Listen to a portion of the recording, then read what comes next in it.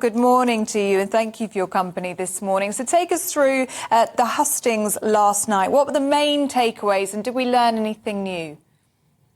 Yes, it was another one of these hustings events. There's been almost every night since this campaign launched either a televised debate or a hustings debate. Last night's was in Edinburgh, and there was quite a range of issues. Quite interesting at the start of the event when Kate Forbes was pressed on some of her Christian views and her opposition to same-sex marriage.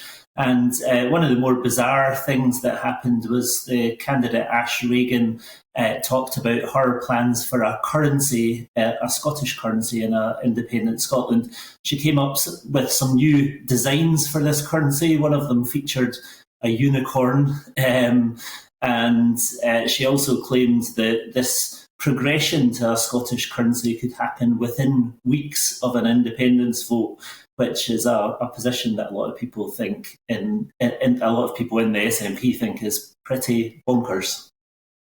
Yeah, I mean, it's fascinating. From what you mentioned, if they're the main sort of takeaways from last night, why aren't they talking about matters that are directly affecting people in Scotland right now? I mean, there's a cost of living crisis.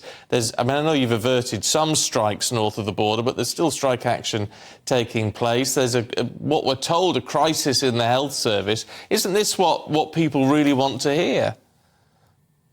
Yes, I think that is interesting because when some of the candidates have been talking publicly in media interviews, Kate Forbes, for example, has consistently talked about the economy and the cost of living crisis. However, when it comes to these events that are filled with SNP members, they always tend to be shifted back to issues like independence. So I think you see there the juggling act that some of the candidates have. They know that the wider public don't want to be talking about independence. They want to be talking about the things that are priorities to them. But when it comes to a room full of SNP members, independence and the path to independence is one of the most crucial things for them.